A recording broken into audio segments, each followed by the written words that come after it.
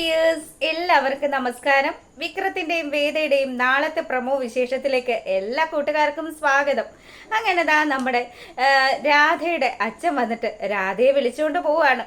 രാധ പോയതിന് ശേഷമാണെങ്കിലോ നമ്മുടെ വിക്രത്തിന്റെ അടുത്ത് കൂട്ടുകാരൊക്കെ കൂടെ ചേർന്ന് പറയാനും തുടങ്ങി. എടാ, എത്ര നല്ല കുട്ടിയായിരുന്നു രാധ. ശരിക്കും പറഞ്ഞാല് രാധ നിന്നെ ഒരുപാട് സ്നേഹിക്കുന്നുണ്ടെന്ന് ഞങ്ങൾക്ക് എല്ലാവർക്കും ഇപ്പൊ നല്ലതുപോലെ ബോധ്യമായി. പിന്നെ അവള് നിന്റെ പിന്നാലെ നടന്നതും ഇപ്പം അവൾ ഇങ്ങനെ വേദനിച്ച് പോവേണ്ടിയൊക്കെ വന്നതും നിന്റെ എടുത്തുചാട്ടം കാരണം അല്ലേ എന്നൊക്കെ പറഞ്ഞു. അപ്പോഴും നമ്മുടെ വിക്രം പറയുന്നുണ്ട്, എടാ അതിന് എനിക്ക് അവളോട് ഇതുവരെ ആ രീതിയിലുള്ള ഒരു ഇഷ്ടം തോന്നിയിട്ടില്ലല്ലോ. പിന്നെ എന്തുകൊണ്ടാ നീ അവളുടെ അച്ഛൻ ഇത്രയും സംസാരിച്ചിട്ടും ഒരക്ഷരം പോലും മറുത്ത് പറയാതിരുന്നേന്നും അവന്മാര് ചോദിച്ചു. അപ്പോഴും നമ്മുടെ വിക്രത്തിന് ഒരേ മറുപടി മാത്രം, എന്തിനാ ഞാൻ കാരണം മറ്റൊരാളും വേദനിക്കുന്നത് എനിക്ക് ഇഷ്ടമുള്ള കാര്യമല്ല. എന്നിട്ടാണോ നിന്നെ മാത്രം വിശ്വസിച്ച് നിന്റെ വീട്ടുപടിക്കൽ വന്നൊരു പെൺകുട്ടി തപസ് ചെയ്യുന്നത്? അവളുടെ കണ്ണുനീരെന്താ നീ കാണാത്തേന്ന് പറഞ്ഞ് ഇവന്മാരിങ്ങനെ സംസാരിച്ചതും, അതെ അവള് ഒരഹങ്കാരിയാണെന്ന് അവളെ കാണുമ്പോൾ തന്നെ അറിയാം. ഞാൻ അവിടെ വെച്ച് ആ പയ്യനെയും പെണ്ണിനെയും തമ്മിൽ അകറ്റാൻ നോക്കിയപ്പം ഇവൾ അവിടെ വലിയ ഷൈൻ ചെയ്ത് കാണിക്കുകയല്ലേ ചെയ്തത്. അതിൻ്റെ ഒരു വാശി ആ സമയത്ത് എനിക്ക് തോന്നിയതുപോലെ ഞാൻ അവളുടെ കഴുത്തിൽ ആ താലി അങ്ങ് കെട്ടി. അതിപ്പം വലിയ പൊല്ലാപ്പാകുമെന്നൊന്നും ഞാൻ മനസ്സിൽ പോലും വിചാരിച്ചിട്ടേ ഇല്ല.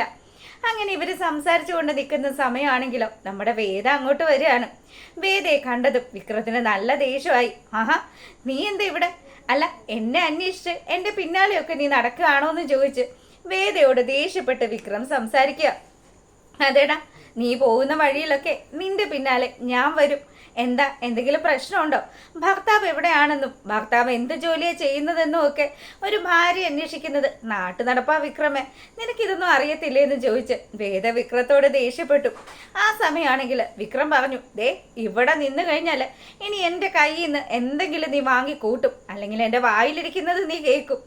നീ എന്താ എന്നെ പറയാൻ പോകുന്നത്? നീ കൂടിപ്പോയാൽ വല്ല തെറിയും പറയും, അത്രയല്ലേ പറയുള്ളൂ. എടാ, നീ എന്താ എന്നെക്കുറിച്ച് വിചാരിച്ചു വെച്ചിരിക്കുന്നത്? നീ തെറി പറഞ്ഞാൽ മിണ്ടാണ്ട് നിന്ന് കേൾക്കുന്നവളാണ് ഈ വേദയെന്നാണോ? എന്നാ നിനക്ക് തെറ്റിപ്പോയി. നീ പറയുന്നതിൻ്റെ ഡബിൾ സ്ട്രോങ്ങില് തെറി പറയാനായിട്ട് എനിക്കറിയാം. ഞാനേ ഒരു ജഡ്ജിയുടെ മോളാണെന്നുള്ള കാര്യം നീ മറക്കണ്ടടാന്ന് പറഞ്ഞു. ആ സമയം വിക്രത്തിന് ദേഷ്യം വന്ന് വിക്രം ഇവളെ തല്ലാൻ കൈ ഓങ്ങുന്ന സമയത്ത് ആ കൈ പിടിച്ച് തിരിച്ചങ്ങ് വെച്ചിട്ട് നമ്മുടെ വേദ 2-3 ഡയലോഗ് ശരിക്കും പറഞ്ഞാൽ തെറിയ പറയുന്നത്. ഇത് കേട്ടതും നമ്മുടെ വിക്രവും കൂട്ടുകാരും ഒക്കെ ചെവിയും പൊത്തി നിൽക്കുക. ഈശ്വരാ, ഇവള് ഭയങ്കര പ്രശ്നക്കാരിയാണല്ലോ എന്ന് ആലോചിച്ച്. അങ്ങനെ ഇവിടെ ഈ കാര്യങ്ങളൊക്കെ നടക്കുമ്പോഴാണെങ്കിലും നമ്മളെ കാണിക്കുന്നത് വിക്രത്തോട് ദേഷ്യമുള്ള 1-2 ആൾക്കാർ വിക്രത്തിനിട്ടൊരു പണി കൊടുക്കണമെന്ന് വിചാരിച്ച് അവന്മാര് ചില ഗ്യാങ് ചേരുക.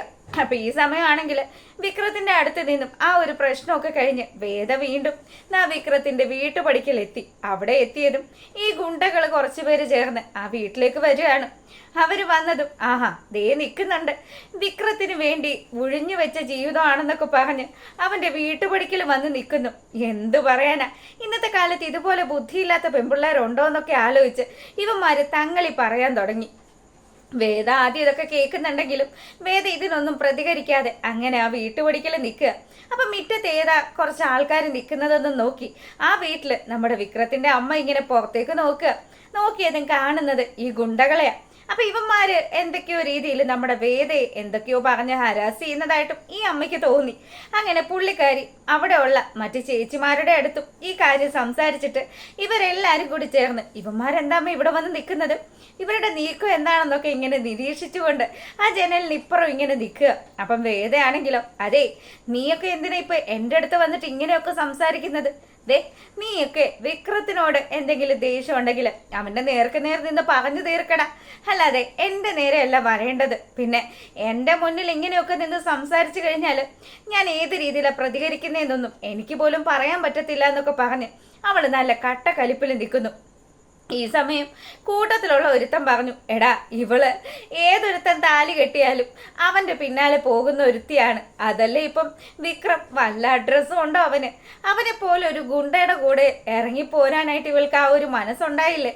അങ്ങനെയുള്ള ഇവള് ഞാൻ ഇവളുടെ കഴുത്തിൽ താലി കെട്ടിയാലും ഇവൾ എൻ്റെ ഭാര്യയാന്നും പറഞ്ഞ് ഇവൾ എൻ്റെ പിന്നാലെ പോരും. അതുപോലെയുള്ള ഒരു ചവറ് പെണ്ണാ ഇത്.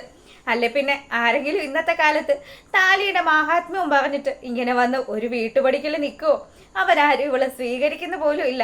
വിക്രമാണ് ഇവളെ തിരിഞ്ഞു പോലും നോക്കുന്നില്ല. വിക്രത്തിന്റെ പെണ്ണാല് പോലും എന്തൊക്കെയാ കേൾക്കേണ്ടത്. അങ്ങനെ അവന്റെ കയ്യിൽ കരുതിയിരുന്ന ആ ഒരു താലി അതിങ്ങോട്ട് പുറത്തേക്ക് എടുക്കുക. അതിനുശേഷം അതെടുത്ത് നമ്മുടെ വേദയുടെ കഴുത്തിൽ കെട്ടാൻ പോകുന്ന സമയത്ത് ആ അമ്മയും അതുപോലെ ചേട്ടത്തിമാരും ഒക്കെ വീട്ടിനകത്ത് നിന്ന് ഇറങ്ങി വരികയാണ്. കയ്യിൽ കിട്ടിയ ആയുധങ്ങളും ഒക്കെ ആയിട്ട് അമ്മമാരെ ശരിപ്പെടുത്താൻ വേണ്ടിയിട്ട്.